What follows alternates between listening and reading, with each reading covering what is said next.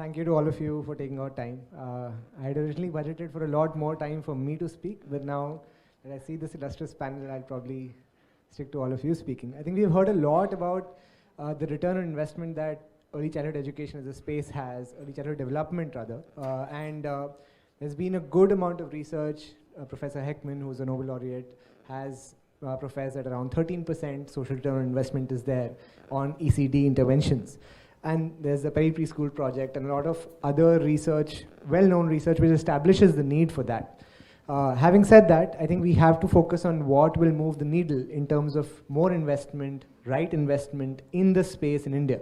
And in that context, would sort of love to start off with Professor Kaul, in terms of understanding, how do we look at this space with a more holistic view on, what is the return here?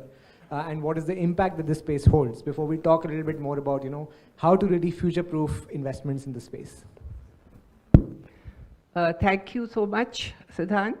Well, I think that as the policy said, I think the policy has made a statement which says that this is not an expenditure, but it's an investment.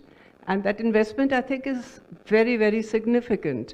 But sometimes, yes, we do limit it only to the returns analysis, rate of returns analysis, although I don't know if it's been mentioned since the morning that it was done in India also. And they found, I think the World Bank had got it done, and the analysis, and they found that for every rupee invested, you get a return of 25 if you invest in good quality early childhood care and education. So I think that is something that is very significant. But going beyond that, that's only a kind of a notional or a kind of, a symbolic. But actually, if you think about it, it's a very comprehensive, you get very comprehensive returns on that investment. In the sense that there is so much that that early childhood care and education provides in addition to the education that the little children are getting. You have, we are now very concerned about the labor participation of women coming down. And you see the Anganwadi worker, the helper, they are all at the local level, they are getting recruited. And these are all women coming out of their homes and starting to work.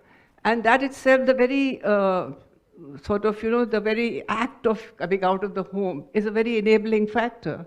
So what is it doing to the women force? Giving them a lot of confidence, a lot of energy, a lot of income coming into the family. So what is happening then? The family's status is improving.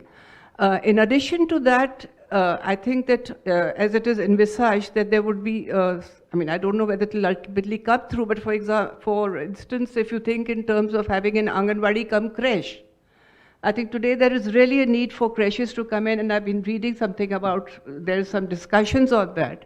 So if you have an additional worker, as a creche worker comes in, so you have, again, from the point of view of women's empowerment and enablement, I think it's a fantastic investment. Because you not only have the creche worker as an additional worker and opening up employment, but also you have those women who are now enabled, who have the surrogate care for the child, who are enabled to be able to go out and work or earn money through self-help groups or whatever else. So I think that, I'll just end by saying that narrating that many years back in Andhra, there were these self-help groups. And there were women who were doing very active work in the self-help groups and earning a lot of money. But what was happening was the children were not getting taken care of. And so they kept the girls out of the school, the older girls, because the money was a big attraction. They didn't want to withdraw from the self-help groups.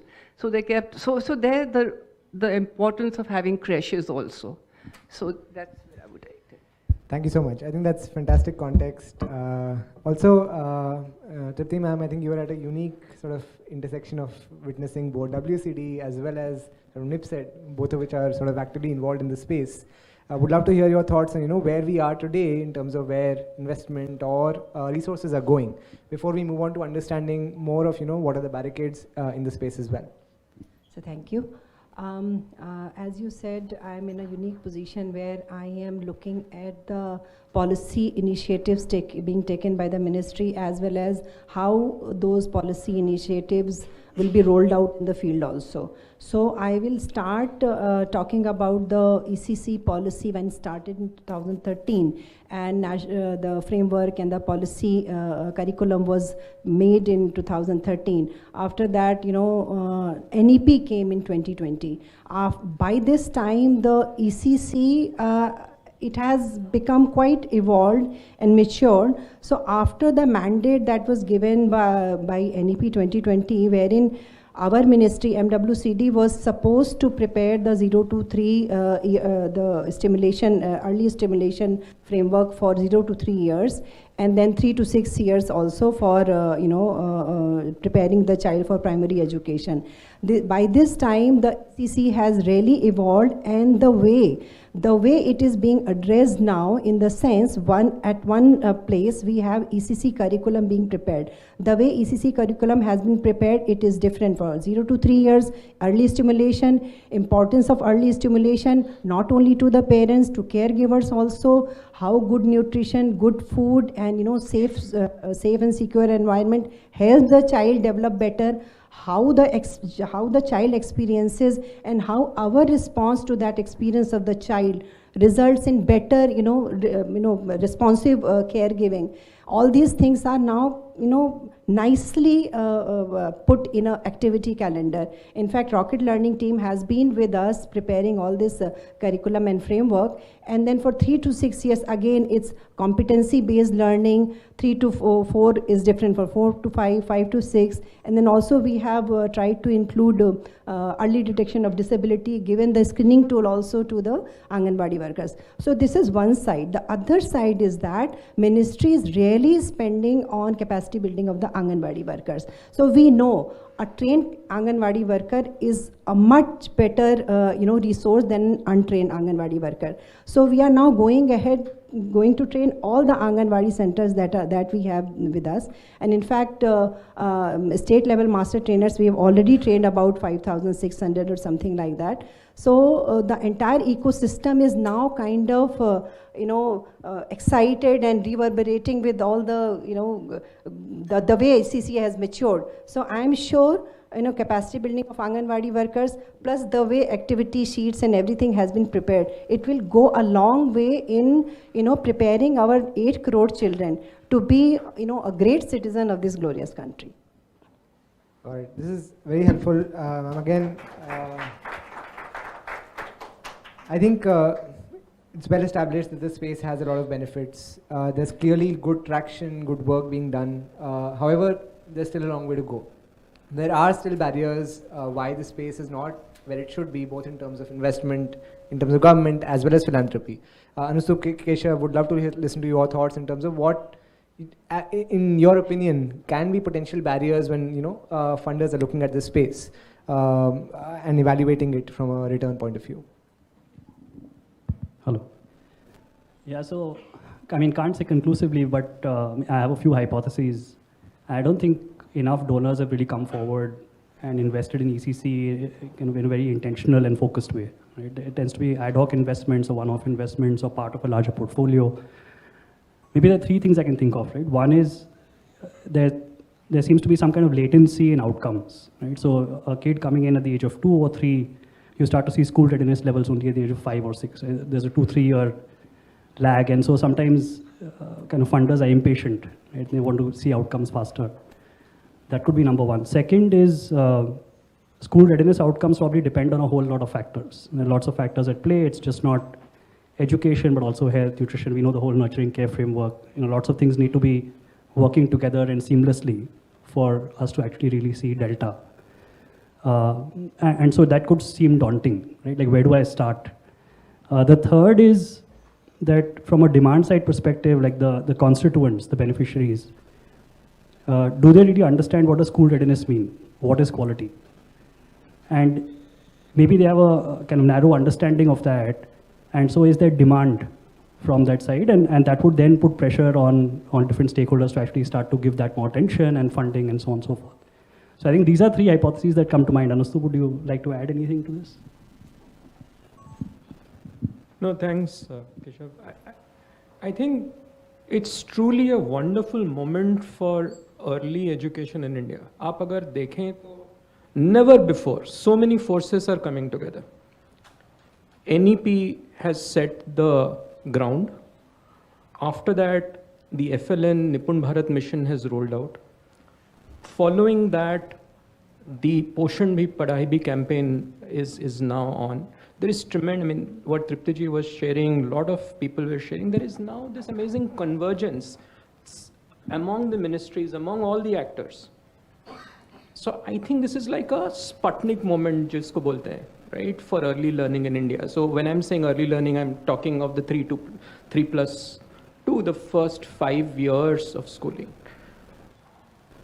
But it can only be realized if 2 or 3 things happen, right? One, and a bunch of them, Vinita ma'am and Keshav, right? जो अनुराग कुंडू ने सुबह बताया था कि there is no shortage of evidence, right? Now maybe for the, and I was trying to educate myself, हम Heckman बोलते रहते हैं, मैं भी Heckman बोलता रहता हूँ, Heckman के beyond हुआ क्या है? I was also doing some research. I mean, there is stuff beyond Heckman, and I'll start with someone who's in the room.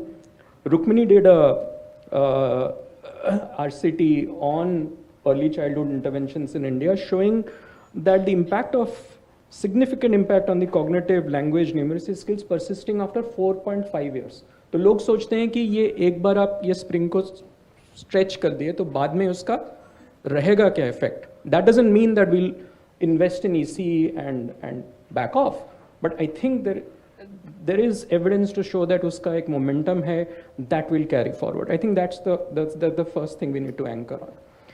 The second thing which is very important for us to understand is that why doesn't this awareness and evidence translate into action? बहुत दिनों से हम जानते हैं कि early childhood matters, but why hasn't it translated? I think I have, like you said, conjectures or hypotheses.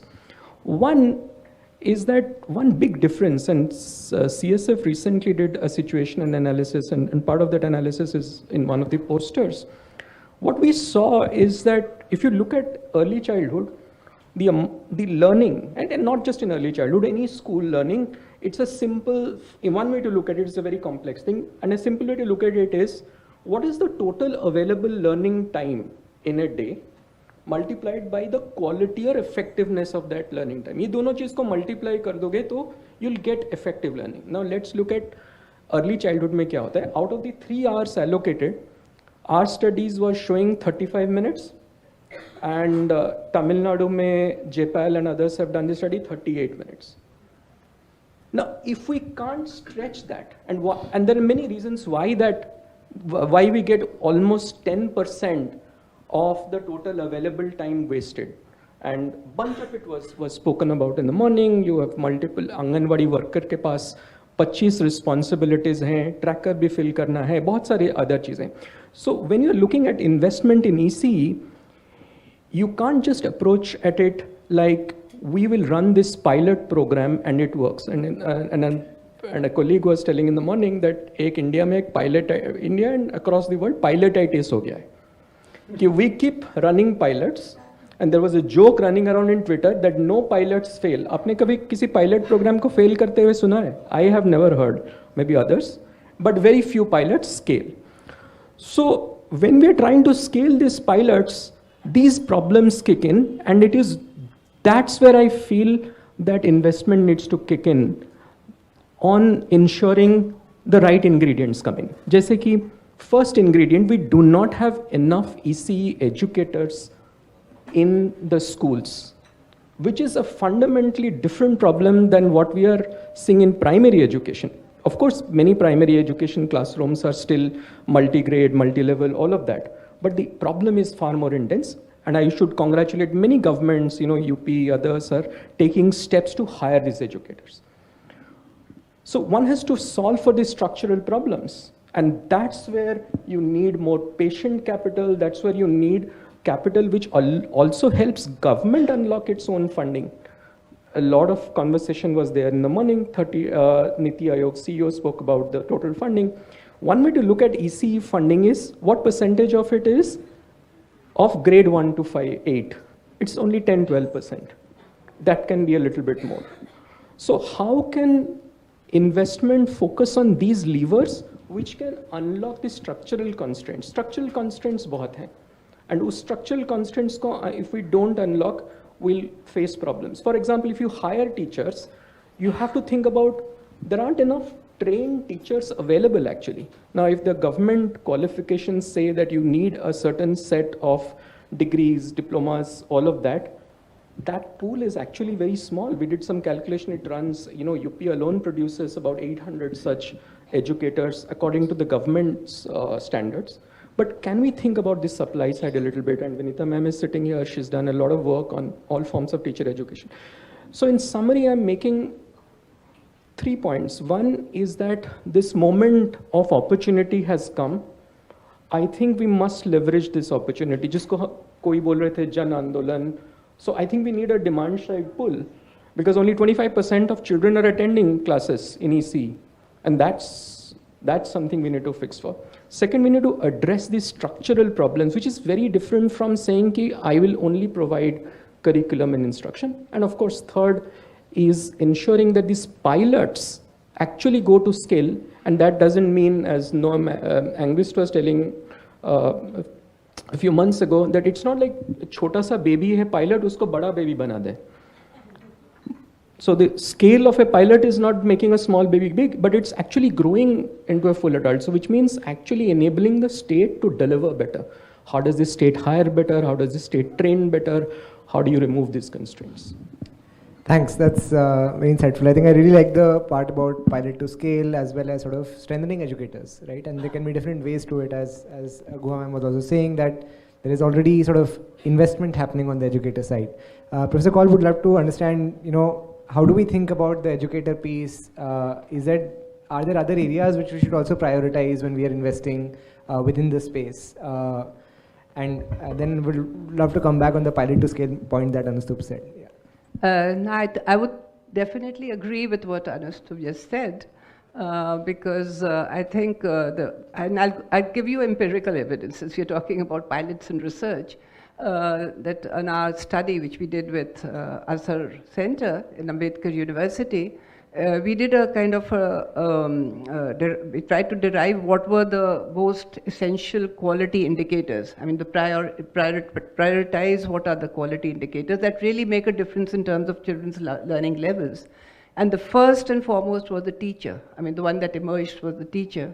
So I think that somewhere we have to invest in a teacher, and a teacher who is professionally trained. Because what happens is, Anganwadi workers, I've seen some excellent Anganwadi workers. I mean, there is no doubt about it that they can, if given the opportunity, given time, given the luxury of being able to just work on early childhood education, I'm sure many of them can do a great job, provided they get more training. But because of the nature of their job, which is multi-purpose, like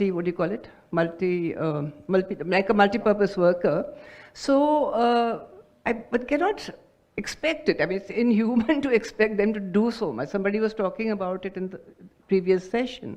So I think that somewhere we have to, if we want to really get the best returns out of the investment we are making, and I think our investment is gradually increasing in this field, we have to have invested teachers. That's no two opinions on that. The other is some kind of advocacy for parents, because no matter, there is a certain pedagogy which is specific to early childhood, which is the play-based pedagogy. But unless the parents are convinced that is that really works for children, the Anganwadi workers are also very often helpless, or the teachers, because they have to succumb to what the parents are asking for. Parents equate education with or ABCD or whatever, So somewhere I think that advocacy is very important. So we need to invest in advocacy, like having media campaigns or apps or whatever. I mean, whatever use of technology. And the third thing I think is materials for children.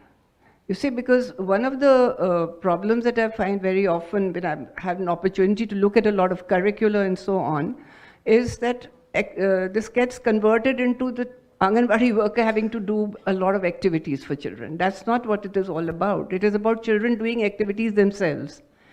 That is what the learning comes from. And for that you need materials, and one has to invest in materials. Just last point I want to make is that, again, making a case for the teacher, I don't know if many of you have had a chance to read Lucy Cohen's study, where she's tried to derive what are the main reasons why some countries are topping in PISA, international assessment, and why the others are not. And one of them, of course, she says, is the preschool education, and a play-based preschool education, which is not academic. And the other thing she says is teachers. So having professionally qualified teachers, because it's the most difficult job to be able to program the whole thing. It's easier for older stages to teach because you teach from textbooks.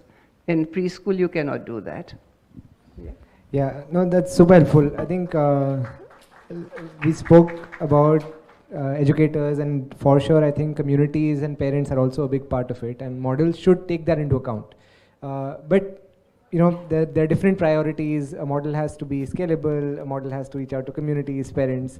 How should models, you know, structure themselves, especially, Anusuv, as you were saying, you know, for scale, pilot to scale? What should be some of the underlying tenets that a model looks at when they are thinking through, you know, how to build for all these constraints? And again, keeping in mind that I think we have a fantastic base of infrastructure in India, right? And Anganwadi centers, their reach is absolutely fantastic. And the way the system is set up, not a lot of countries have that starting point. But we do have to sort of leapfrog from there. So how should models think through it? And coming from it at the other end, right? Both civil societies or technology or other models, how should they think about it? I wish I had the answer, but I'll try. बहुत difficult question. I think as I reflect not just on ECE, but also all of education, last 10 साल में there's been a lot of understanding of how education works. So we know, Dr. Kaul, correct me if I'm wrong, that in the last 10-15 years with neuroscience and everything, we know a whole lot better about how children learn. I wouldn't say we know everything, but there is fair degree of certainty that certain, like you said, play-based. But as a whole domain, we are struggling कि teacher की mind काम कैसे करती है? हमें at least there is not that depth of research, practice, and Sara education reform is around that. And Rita ji from NIPSID was telling in the morning, just 2-3 sessions before, कि how do we simplify the work for teacher? Because all these pilot programs and things which seems to work by removing a lot of constraints for the teacher, and when you go to scale, those constraints come back in, right? But we have to work within those constraints. So one is, how do you simplify? Shweta, I don't know if it's in the room, Shweta Guhan from KIED, they have done a research in collaboration with Central Skill Foundation. They studied 9 curriculums in 7 states, and one of their big finding is the amount of code switching a teacher has to do. कि एक lesson पढ़ाने के लिए उसको 8 चीजें या 9 चीजें stitch करना पड़ता है, फिर they can come to one lesson, right? So we have to radically simplify something ताकि टीचर को झट से पता चल जाए, but it's not simplistic, which means that she still has to deliver something. So it's a very hard problem to think about, right? So that's, I think, the first thing to scale. The second is, how do you break free certain, systemic frictional points in the system which keep even good programs that are being scaled from landing badly on ground. जैसे आप एक अंडे को छोड़ते हो और वो आके ही टूट जाता है. Lot of programs are getting exploded upon impact. और वो मैं we were talking, उसको मैं last inch problem बोलता हूँ. जैसे मैडम बोल रही थी सुबह, doctor Bajaj was talking about कि when that portion tracker is being clicked, उसमें वो क्लिक करते करते कुछ confusion हो जाता है, right? या वो ऐप स्टक हो जाता है. So a lot of times, a lot of scale is not बड़ी बड़ी बातें, but this छोटी छोटी बातें, right? How do you fix these frictional points? And the third, I think I stand accused as part of being the so-called civil society or the external actors in the system, that many of these pilots were designed keeping the perfect delivery mechanism in mind कि हमारे लोग होंगे जो NGO के या दूसरे organizations के लोग होंगे, they are well trained and they will deliver. But when you go to scale, you're not using that system. You're in fact have to use the whole cascaded mechanism of the government. How do you then work through that so that, I mean, I'm using Lucknow, we are working in UP, and just as an example, Lucknow से आके अलीगढ़ जहाँ पे मैं गया था last week anganwadi में, that distance is very long. It may seem like it's one state, but that's a long distance. But you have to use that supply chain, right? How do you use that supply chain? So in summary, 3 things. One, how do you crack this problem of how the teacher thinks and how do we enable things for the teacher? How do you remove friction from the system? And how do you use the system itself? Trupti ma'am, I think a lot of work is happening both on the educator side that you're talking about, also on the TLM side to make things simpler. Would love to sort of hear your thoughts on that before sort of moving on to, what's next from an ecosystem point of view to Keshav. Yeah. So I think responding to what Anushtup has said, I want to say that, nothing ended in between. See, as I said कि ECCE 2013 से शुरू हुआ था, कुछ ना कुछ improvement होता जा रहा है और आज हम इस स्टेज पे हैं कि we have a budget of 450+ crore sanction by finance ministry to train our anganwadi workers.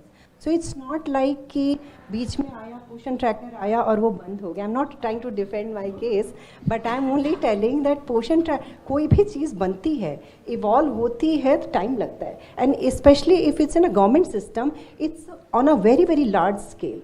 So to expect कि पोषण ट्रैकर जो 13-14 लाख आंगनवाड़ी यूज़ कर रहे हैं वो एकदम से फुल फ्लेजेड इवॉल्व हो जाएगा, that is like expecting a lot.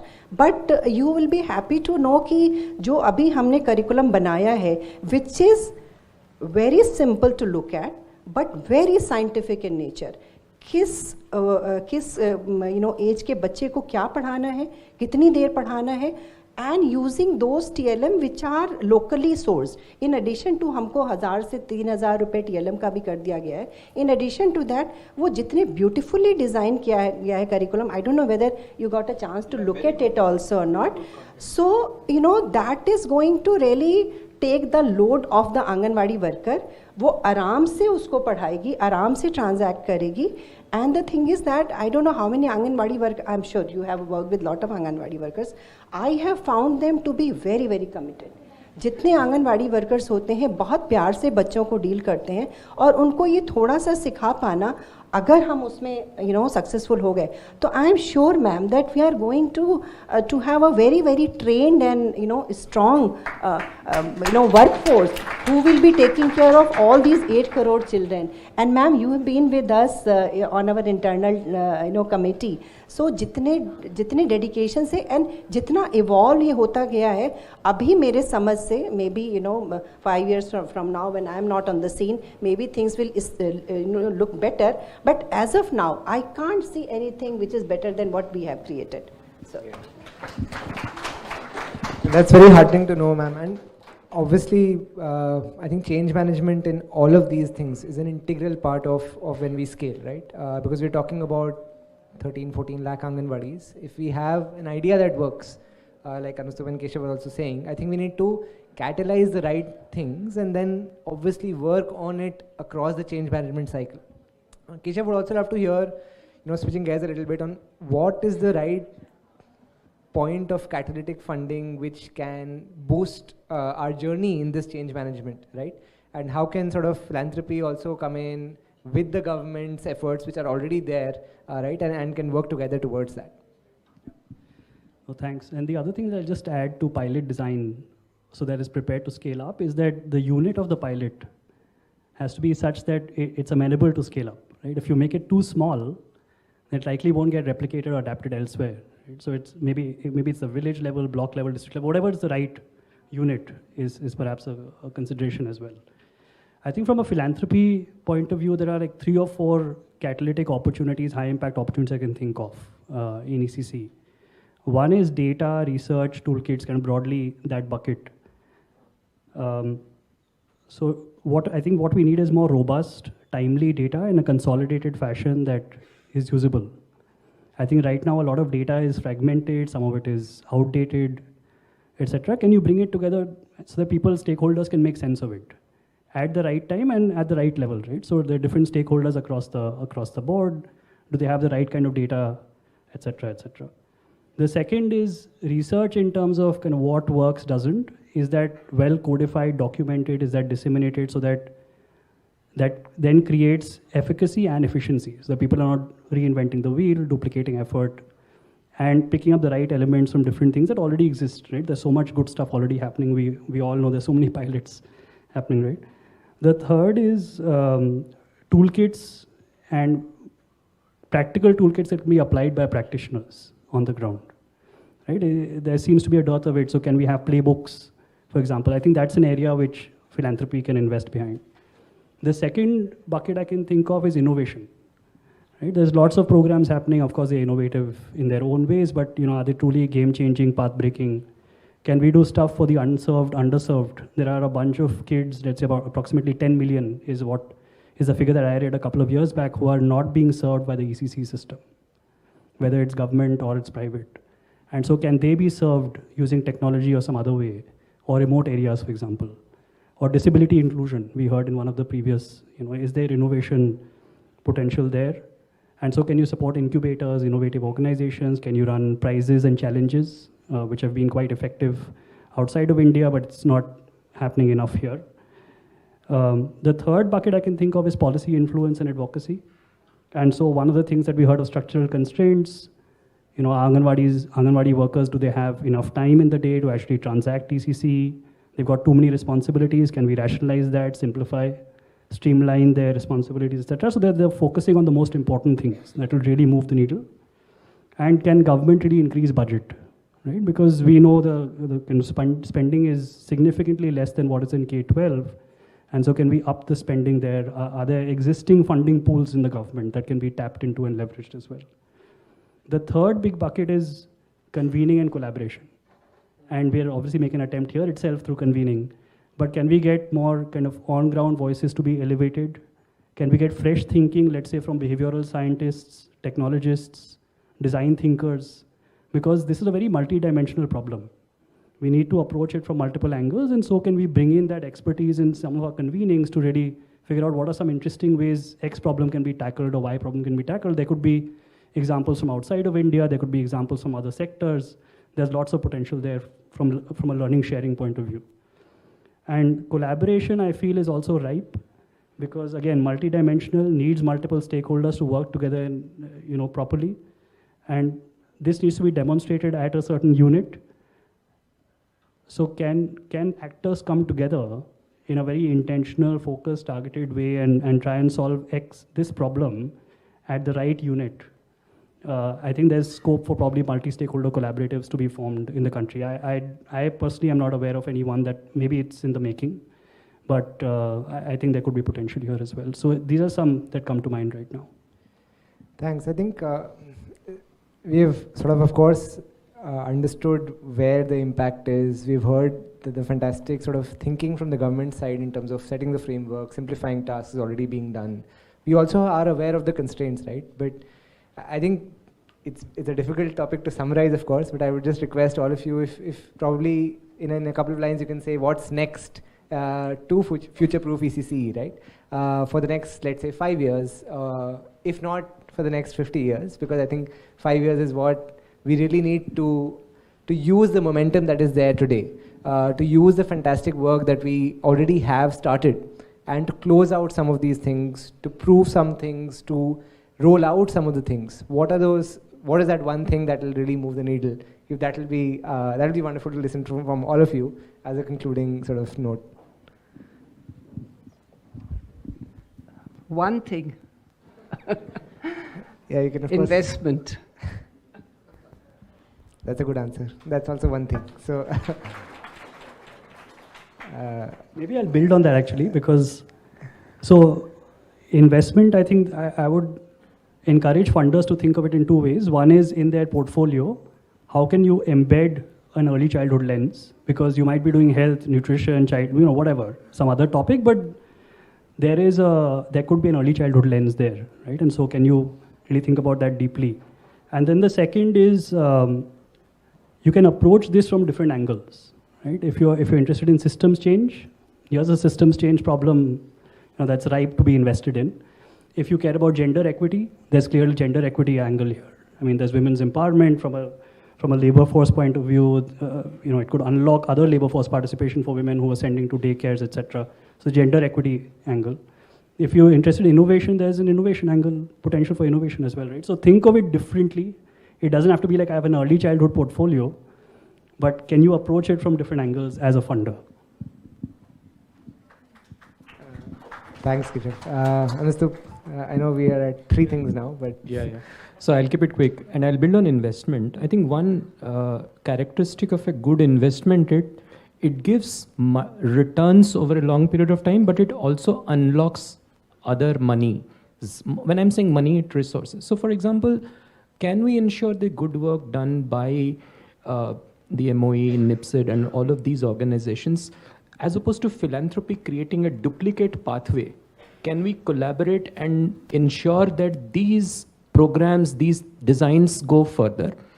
Can we ensure that, can we help government to unlock more, and whether it is through investment or advocacy, that extra money which is needed for well-trained educators, because that can make a huge difference, so these things. Absolutely. Raman. So I would say investment as of now we have taken care of. So for me, it would be training all the Anganwadi workers by 2026 and somehow get to see the learning outcomes in the children that we have. So this is fantastic. I think investment, multidimensional, building on the current systems that are already there, while keeping a lens on, whether the impact is coming or not. I think this is a perfect sort of summary of multiple points that you've discussed.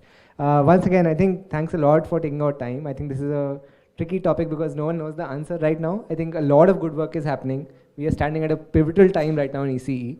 And what we need to do is, I think about scale, think about impact at the same time, while making sure that we are building together.